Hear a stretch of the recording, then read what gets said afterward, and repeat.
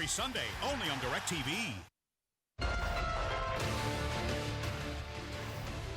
Hi, everyone. It's 4 o'clock in the East. Is it political desperation, roid rage, or both behind the presidential meltdown spilling out into the open in the critical 25 days before polls close in Donald Trump's increasingly precarious re-election fight? In just the last 24 hours, the president of the United States of America has threatened to return to the campaign trail as soon as tomorrow, less than a week out of the hospital with an infectious disease for which there is no cure. He's also attacked the governor of Michigan for not thanking him enough after officials thwarted a domestic terror plot to kidnap or even kill her. He's also continued to whipsaw wildly on those coronavirus relief talks, leaving lawmakers within his own party dismayed. And he's called on the sitting attorney general to arrest his political rivals. If all that wasn't enough, Donald Trump took a full 2 hours out of his day today to rant and rave in what he called a virtual rally on Rush Limbaugh's radio show. In the end, it was Limbaugh who ended the interview, reminding the president of his jam-packed schedule. It's no small wonder Democrats in Congress are today talking about the 25th Amendment, drawing attention to questions and concerns about Donald Trump's physical and mental competence. But the far likelier existential threat to Donald Trump's presidency at this point lies at the ballot box, with polls suggesting Donald Trump's chances of mounting a comeback against Joe Biden are slipping away. The New York Times describes Trump's, quote, increasing frustration over his political fortunes, with surveys that show him trailing Mr. Biden by double digits. And the Times says it's not just the public polling that has warning lights flashing red inside Trump world. Internal data in the Republican Party is conjuring political doomsday scenarios, with Republicans increasingly concerned that Donald Trump's devolving behavior is to blame. The Times writes it this way, quote, 1 week after he rampaged through the first presidential debate and then was hospitalized with the coronavirus, only to keep minimizing the disease as it spread through his White House, the president's conduct is not only undermining his own campaign, but threatening his entire party. New polls show Mr. Trump's support is collapsing nationally as he alienates women, seniors, and suburbanites. He is trailing not just in must-win battlegrounds, but according to private GOP surveys, he is repelling independents to the point where Mr. Biden has drawn closer in solidly red states like Montana, Kansas, and Missouri. People briefed on the data said the president digging himself deeper into a political rout of his own making is where we start today. White House reporter for the Associated Press, Jonathan Lemire, is here. Also joining us, Real Clear Politics associate editor and columnist A.B. Stoddard is back, and professor of journalism and politics at Morgan State University and a contributor for The Grio. Our friend Jason Johnson's here. Jonathan Lemire, I understand you have some new reporting about the president's plans tomorrow. That's right, Nicole, and hello from the humble AP White House booth here in the West Wing, just steps from the briefing room. And we now indeed know that tomorrow the president will be having his first in-person event since his coronavirus diagnosis. We have reported, other outlets have as well, that he will be gathering a group on the south lawn of the White House tomorrow. Details are still being worked out. The timing has not been announced, but it'll be several hundred people tomorrow at some point during the day. And it should be noted, it will come 2 weeks to the day from the SCOTUS event, also on the South Lawn and Rose Garden, the exact same event that many health experts believe was perhaps a super spreader, where we know a number of White House officials, senators, other Republicans, who were in attendance, have all contracted COVID-19. The president himself, of course, began to show symptoms a few days after that event. His diagnosis came later that week. And 2 weeks to the day, he will be having that event, another event, in the exact same location. It does seem like the travel that he floated last night on Sean Hannity's show, he suggested perhaps a rally in Florida on Saturday, maybe one in Pennsylvania on Sunday. It seems like that is not coming together just yet. Our reporting suggests it'll be Monday when he returns to the road with an event, probably not a rally, probably a smaller event in western Pennsylvania, and then he will go from there. And of course, we are now only 3.5 weeks or so from the election, and the candidate has been sidelined and is certainly, we know, itching to get back out there. And he's been on a media blitz, and he's certainly not been shy about using Twitter. But this raises all sorts of questions, of course, Nicole, as to what this event tomorrow could look like. Will masks be required? What sort of social distancing will be enacted? What sort of safety measures will be taken for staff, reporters there, and others? And most of all, what exactly is the president's condition?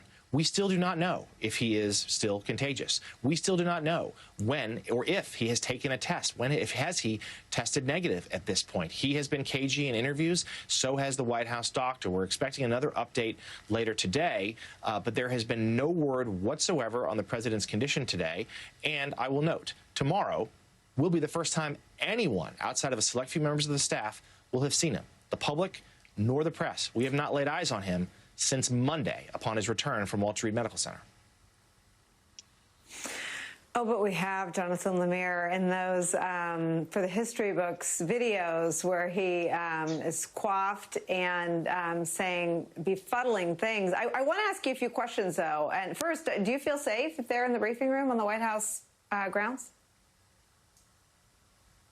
Nicole, that's a good question. First of all, I'll note I'm in a small enclosed space by myself. And if I step out of this little office, I have put my mask on. I have an N95 mask, as do all the other reporters who are here. The WHCA, the White House Correspondents Association, has correctly and strongly encouraged that only those who are in the press pool, i.e. those who have to be here every day as part of the protected press pool, be here. There aren't other reporters just hanging around. There are no other events to cover. Certainly, it's a different feeling West Wing. It is basically a ghost town. We have, as I said, not seen the president. There are very few staffers out and about, in part because so many of them have either contracted the coronavirus and are isolating at home, or others are in quarantine, maybe not sick themselves, but have been exposed to others. So it has an eerie, almost ghost town-like feel to it.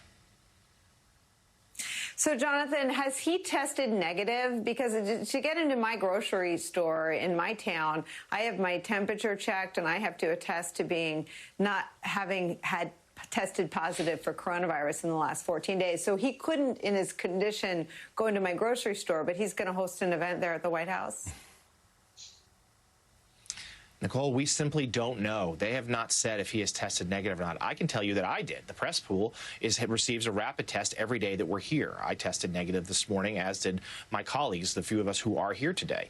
The president, they have steadfastly not said, not only in terms of whether he has tested negative since being diagnosed with COVID-19, but, of course, we still don't know when his last negative test was before he was diagnosed with COVID-19. And that remains the outstanding question. We know he tested positive upon return from that fundraiser in Bedminster, New Jersey, a week ago Thursday.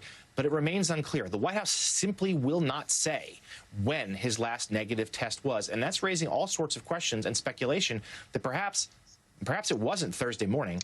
Perhaps it wasn't even Wednesday morning. Perhaps it wasn't even Tuesday morning, the morning of the debate with Joe Biden. They are simply not saying, and it stands to reason, the longer they don't want to say, the worse the news is. Right. Jason Johnson, I don't know if this guy is the lone survivor of the press office, but one of, I guess, the not infected staffers, Kayleigh McEnany, has tested positive, as have, I believe, 4 of her deputies. One of them was on Hallie Jackson's program this morning. She pressed him brilliantly, and he declined to answer the questions Jonathan is raising. Let's just watch the contortions they're going through. When was the president's last negative test prior to his diagnosis? So we don't have that. You don't know, or you don't want to say? So we don't have that. I don't personally know. Right. What does that mean?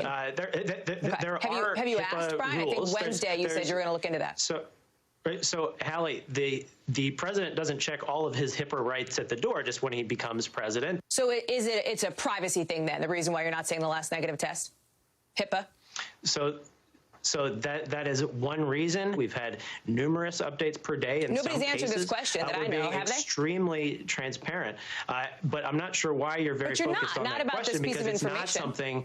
But it's not something that has the public health value. Let me ask you this: did the president at least comply with the Cleveland Clinic debate requirements to be negative tested in the 72 hours prior to that debate? Was that you are was the very president in focused on compliance with looking that? backwards?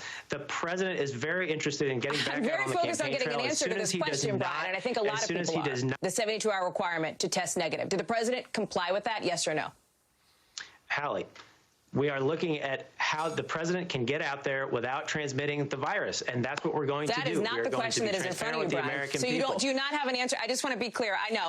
Again, yes or no, do you have an answer? Allie, and if you don't, just say you don't have an answer. You've got time to talk to the White House about very important issues. I mean, Jason, God bless Hallie Jackson. I think there's a whole lot of patience involved in trying to pin them down. But the truth is their message is we plan to lie to you. They invoke HIPAA rights. We read out the results of George W. Bush's colonoscopies. There are no HIPAA rights when you're the president of the United States, especially when you have an infectious disease for which there's no cure and you're gathering other human beings at a political event. What do you make of this White House right now, Jason Johnson? I mean, one, like you, Nicole, I hats off to Hallie Jackson for holding him accountable and also pointing out in another part of the interview when I saw earlier today where they said, oh, well, the president's engaging in social distancing. She's like, we've seen the videos. No, he isn't. He's still going to events. The fact, Nicole, that I can find out more about the COVID status of NFL players for my fantasy football team than we can find out about the president of the United States, who's supposed to be the leader of the third world and has his finger on the button, that's a problem, right? Like, I shouldn't be able to find out more from Roger Goodell than I can from the White House. So their lying is not only dangerous, it's not only a form of gaslighting, but it also creates an environment where when we do eventually get an answer, if we do get an answer, we don't trust them. And this erodes the relationships that the people who are supposedly running our government need to have with the press in order to get anything done. And I don't know that I can't think of anything that you and Mitch McConnell agree on, but I'm guessing you're going to agree with this piece of his judgment, Jason Johnson. Here's him on the last time he was at the White House. I haven't been to the White House since August the 6th, and I personally didn't feel that they were approaching the protection from this illness in the same way that I thought was appropriate for the Senate. So, I mean, it's sort of in the category of how bad is it? It's so bad, Mitch McConnell won't step foot on the White House premises. You know, I'm glad to see that Mitch McConnell is concerned about his own health and coronavirus. I wish he were as concerned about the American people and actually would push through some sort of care form for all the people who've been putting out of their homes and the people who can't make their rent and the people who are losing their health care. So, you know, if anything, Nicole, what that demonstrates is the perpetual hypocrisy of the Republican Party. They will protect themselves. He will not go into the White House. He will not have a one-on-one conversation with his boss, but he won't pass any legislation to protect the American people as they're suffering by the hundreds and thousands, not just in death, but also in sickness and also financially. I might have to play that clip every day between now and Election Day because I read a lot of the smart reporting from folks with their ear to the ground of what's happening in the Republican Senate races, and I think it's as simple as that, Jason. They won't endanger themselves in some instances, but they will not do a single thing to protect people who don't have the luxuries of working at home or social distancing. AB, I want to turn to the president's sort of grasp on reality and what we can detect from his public utterances and his behavior that's outward facing about his grasp on reality. He last night took off after William Barr, I think the most subservient official left in his cabinet, Christopher Wray, who's on his bad side for telling the truth about the integrity of our elections. He released a video this week with other national security officials in which he was clearly communicating with the American people and people around the world about the election being accurate and fair and something you can trust. Donald Trump didn't like that. And Mike Pompeo, who this was the weirdest of all, I think he's mad at him for not turning over Hillary's emails. I guess Donald Trump is still looking for them. But his attack on Barr was the most interesting. He said he has enough information to indict Joe Biden and Barack Obama. It's clear that somewhere along the line, Trump had it in his mind that the endgame of the Durham probe was an indictment for President Obama and Vice President Biden. Or someone. I mean, the quarters of the party and the right conservative media has been waiting for this and touting this for a very long time. I don't think any of them really expected indictments of a former president or vice president, but President Trump always likes to, tell us that they're indictable and they've committed the greatest crime in the history of American politics. But this pressure on Bill Barr, who has come to the rescue of Donald Trump before the Mueller report was released, after it was released, and every single week and month since, in ways that have completely destroyed his reputation as a fair player and someone who is doing the business of the American people, the Department of Justice, instead of serving as a personal crony and lawyer of President Trump. The pressure has been on him all along, obviously, that this report would come out before the election. And people have been asking about this report for a year and a half. I've always said, if it comes out before the election, it means that they actually have something that they can tell us is really consequential, even if it's a bit player who gets in trouble. If it comes out after the election, it was a ruse all along so that they could say something was under investigation, an investigation of the investigators. And I think that, Trump is always erratic and quick to create conspiracies and crap all over people who work for him. But I think that whatever has happened since he left Walter Reed is likely to escalate in the weeks to come. No question. He always blames other people for his sinking poll numbers. And Bill Barr won't be the last person who gets blasted on Fox for this. It's such a good point. I mean, just to pick up on one of your points, AB, I mean, he is someone who understands the damaging effect of the cloud of an investigation. And you're right. He wanted to leave a cloud of an investigation into the origins of the Russia investigation as sort of a retribution for the investigation into him. I want to read you a tweet, though, because it seems that even he believes he's going to lose. He tweeted this about the legislation introduced by Pelosi about the 25th Amendment.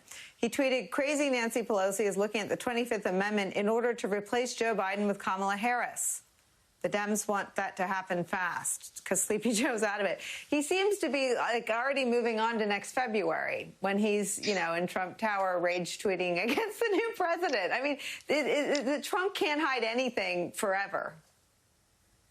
Right. Well, he's done a lot of that this week. He said that he never needed any medication. And of course, he just today said that he might have really been in trouble without the experimental medication that he received, that he could have, the things that come out of his mouth. But I wonder, even though we've heard him slip a few times saying if Joe wins or if I lose, but I wonder if this isn't just the focus that they want, which is on Kamala Harris becoming president. And that kind of focus on that. Joe won't make it 2 months. She's going to be president. She's a monster. Isn't meant to sort of, in his head, juice his support. Let me just push on that a little bit, Jason Johnson. I think that's the right question. But what does it say about what's left in his base if one juices their support by calling a woman a monster?